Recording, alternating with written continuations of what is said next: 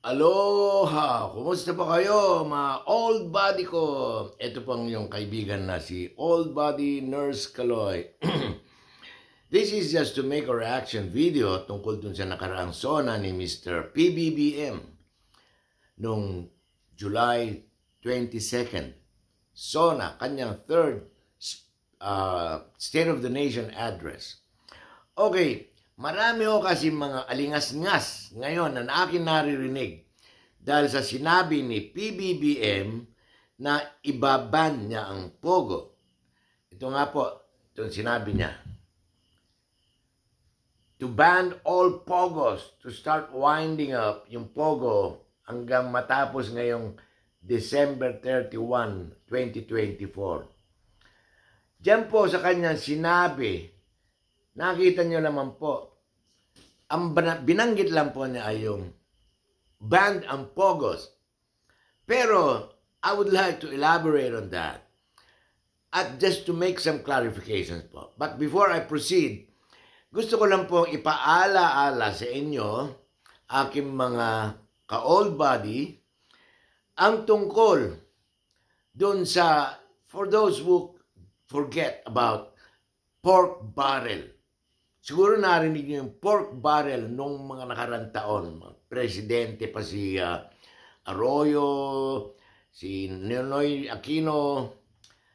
At ang nangyari nga po, backgrounder lang po, ang pork barrel po, nagkaroon po ng mga anomalya. Malaking korupsyon sa mga politicians.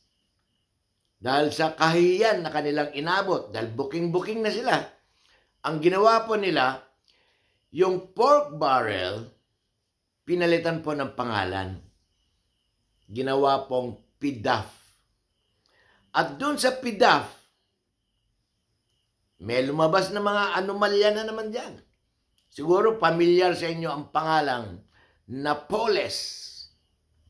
At yung mga kaso ni Jinggoy Estrada at ni Senator Bong Revilla. Both are senators now na nakulong sa krami yan for 5 to 6 years yata. Yun po ang pork barrel na naging PDAF. Ngayon po, ang ating topic, just like I mentioned earlier, si PBBM, pinababan ang Pogo. He did not specify kung ang ibaban ay yung mga illegal na Pogo or yung legal na Pogo. Kasi dalawa po yan. May legal na Pogo at yung mga illegal.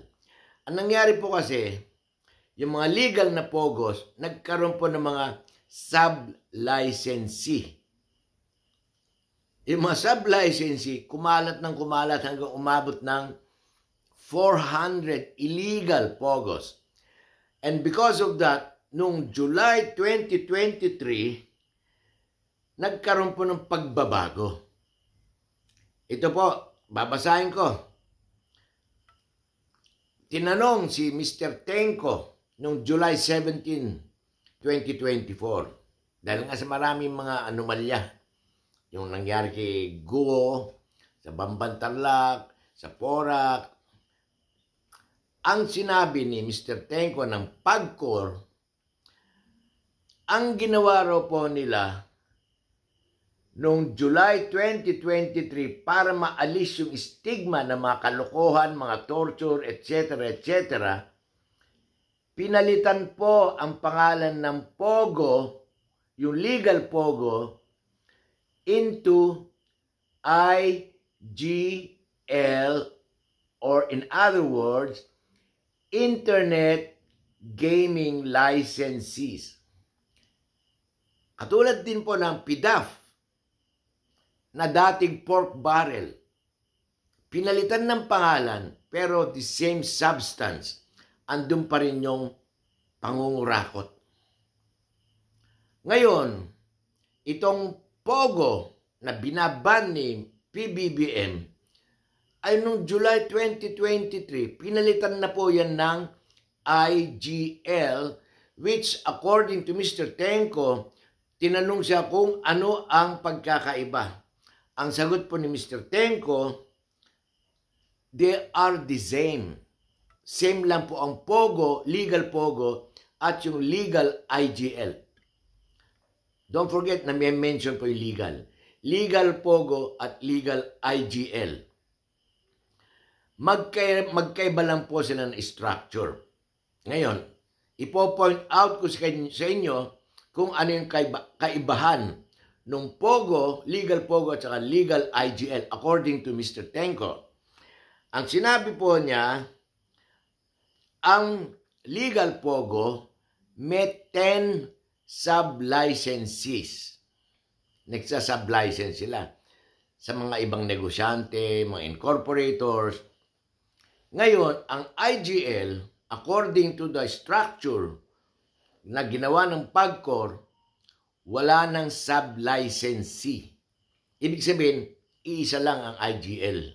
Wala na yung mga ibang incorporator, ibang na mamalakad o mga negosyante.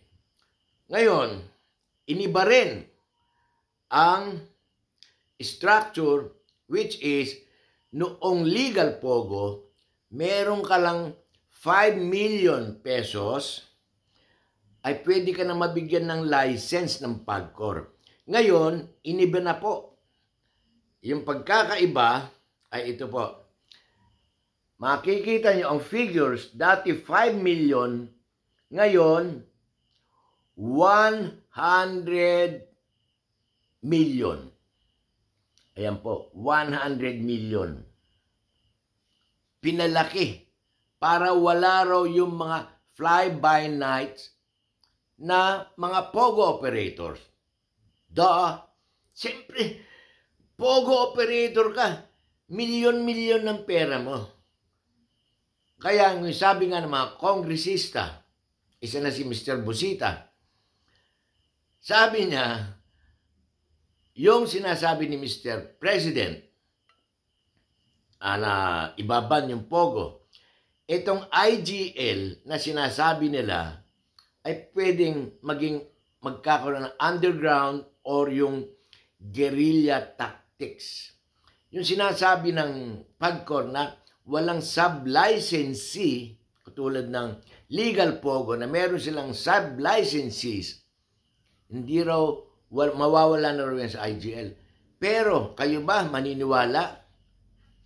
Sigurado, marami mga negosyante na merong 100 million na kukuha ng license yan. Sino sa PAGCOR, sino sa mga politiko na tatanggi sa 100 million, hindi lang 5 million. Ayan po, pakita ko sa inyo ulit. Ang requirements, ang structure daw, kailangan, yan, yung dati pong legal, basahin ko lang po, yung dati pong Pogong legal, mayroon po silang 10 sub-licenses. Ngayon po, bawal na yon. Mayroon pa pong sinasabi yung legal licensee noong araw, 5 million lang ang kapital. Excuse me po. Ngayon po, itinaas na po sa 100 million para mawala yung mga fly-by-night. Ayan po, binasa ko lang.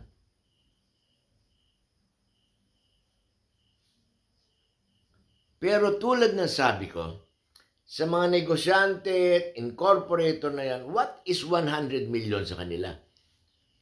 Mani-mani yan, chicken. Kasi kung sila ang tutubo ay billions. Yun lang po.